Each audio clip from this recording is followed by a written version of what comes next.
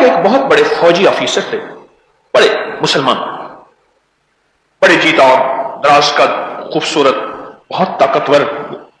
Retire ہونے کے بعد اسے فوجیوں کی ٹریننگ پہ لگا دیا. باقاعدہ ان کی سلیکشن ہوئی، ان سے التجا کی گئی آپ اپنی خدمات ہمیں دیں. ان سے درخواست کی گئی کہ آپ اپنی خدمات ہمیں دیں. انہوں نے خدمات دی، انہیں معقول معاوضہ دیا گیا. جب ان کی خدمات لی اور ان کی پھرتی، ان کی چستی، کوئی 16-18 سال کا جوان بھی نہ، ان کے جسم کی طاقت، وہ 70 سے اوپر کے تھے، اور ان کے اندر کمال اور قوت. متلاشی نظروں نے دیکھا، ان کے پیچھے پڑے رہے کہ آپ کی اس طاقت کا راز کہا ایک راز ہے، آپ بتائیں. کہا نہیں، یہ میرا اپنا راز ہے، میرا اپنا راز ہے. بندہ پیچھے پیچھے، مہربانی کر راز دے دے. طاقت ہے، بے مثال طاقت، راز دے دے. جیسے تیسے بڑی لمبی کہانی ہے، اس کو راز ملا. اور راز کیا ملا؟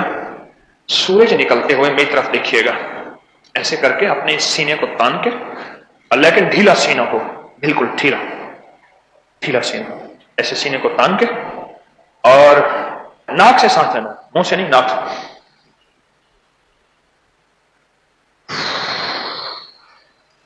سینے میں روکنا ہے. اور یہ روحانیت کا حب سے دم کہتے ہیں اسے. یہ ہمارے روحانی سلسلے کا ایک خاص پایا ہے. جیسے چارپائی کے 4 پائے ہوتے ہیں، میرے ممبر کے 4 پائے ہیں، ایک پایا نکال دو تو ممبر نیچے. یہ روحانیت کا خاص ایک ستون ہے، حب سے دم. میں کیوں عرض کرتا ہوں جو عمل سانس روک کے کیا جائے اس کی طاقت زیادہ ہوتی ہے. یاد ہے میری بات؟ ہماری روحانیت کا بہت بڑا ایک پلر اور ستون ہے.